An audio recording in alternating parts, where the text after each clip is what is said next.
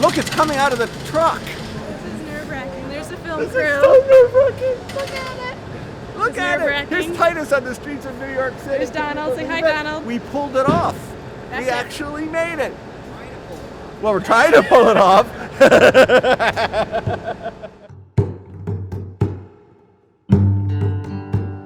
This is a first for Yeshiva University Museum. While we may have done some minor reproductions and had them in exhibitions where we couldn't borrow an original, this is the first time that we have had the major star of the show created for the exhibition.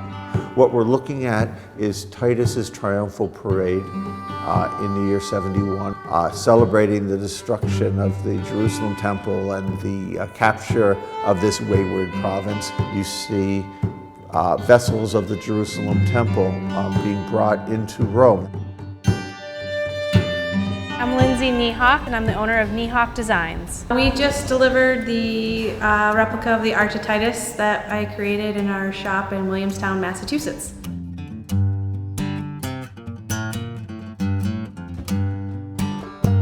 So my team and I, we worked on this for a little over a month, averaged around 10 to 12 hours a day, and we worked 7 days a week straight. As the artist of this piece, this is definitely one of my proudest moments. It doesn't quite trump having kids. We took a photo. Donald's team from Learning Sites was able to turn it into a CAD file. What we're bringing to this is we're using our 3D modeling expertise to digitally restore and complete all the missing bits from the relief, the missing legs and arms and heads and garments, to bring it back the way it originally looked. My machine can only carve really 2 inches at a time. We sliced this whole panel 9 times. So when you slice it, this is slice 1, and then when you put slice 2 on top, 3, 4, 5, 6, 7, 8, 9.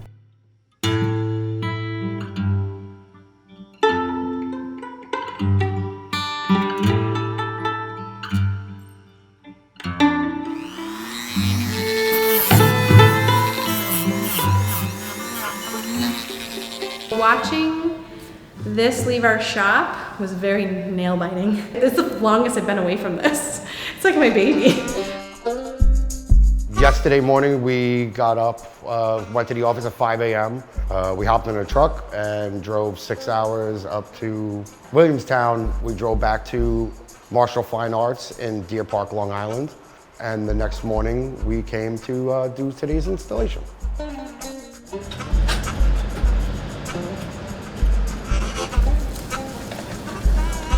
We think it weighs about 900 to 1,000 pounds.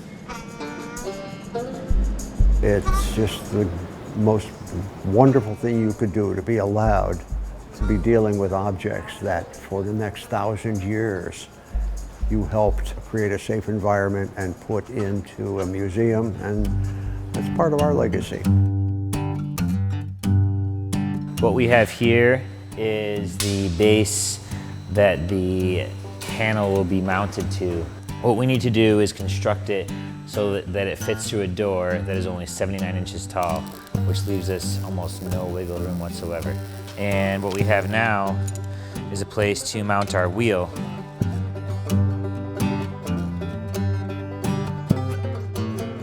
It has to be done slowly and carefully.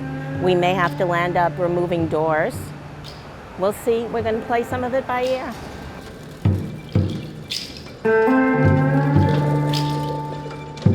Ready? 1, 2, 3, push. Clear that.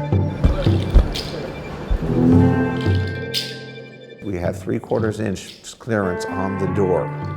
Are we really gonna make it?